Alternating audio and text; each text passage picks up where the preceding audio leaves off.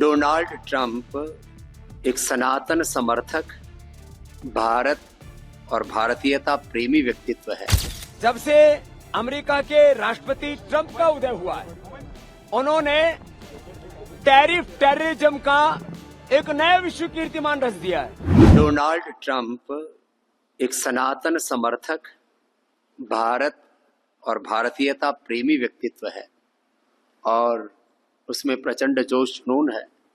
और जैसे हम भारत में राष्ट्रवाद को सर्वोपरि मानते हैं, तो डोनाल्ड ट्रंप का राष्ट्रवाद अमेरिका और अमेरिकन फर्स्ट, और ये विचार राष्ट्र धर्म, राष्ट्रहित, राष्ट्र प्रेम सर्वोपरि है, उसके वो ध्वजवाहक हैं।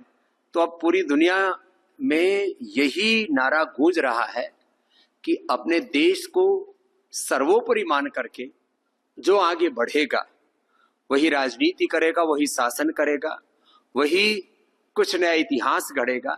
इसलिए राष्ट्रवाद के इस नए दौर का स्वागत है और सनातन के गौरव का अभिनंदन है, ट्रंप का अभिनंदन है। वो अमेरिका और अमेरिकी फर्स्ट का जो नारा लेकर के चल रहे हैं, इसमें बहुत सारे जो कई प्रकार के आइडियोलॉजिकल कॉलोनाइजेशन के एक नए स्वप्न सजोए बैठे थे।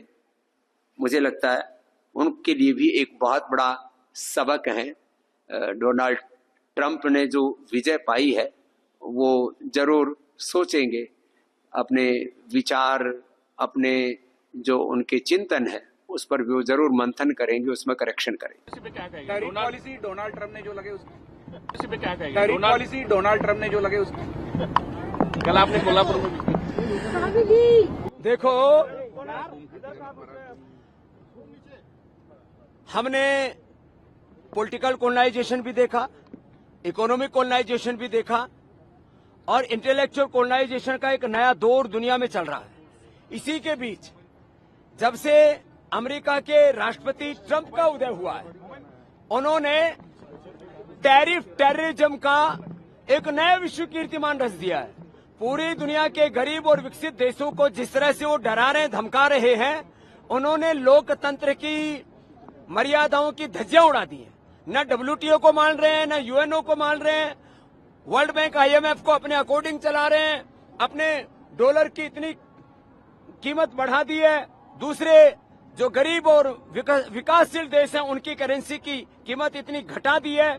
ये एक तरह का आर्थिक आतंकवाद है, ये टेररिज्म है। ये अलग तरह की दुनिया को एक अलग दौर में लेकर के जा रहे हैं। एक तरफ ट्रंप, दूसरी तरफ पुतिन, उधर शी जिनपिंग और किम जोंग का तो कोई भरोसा ही नहीं क्या करेगा।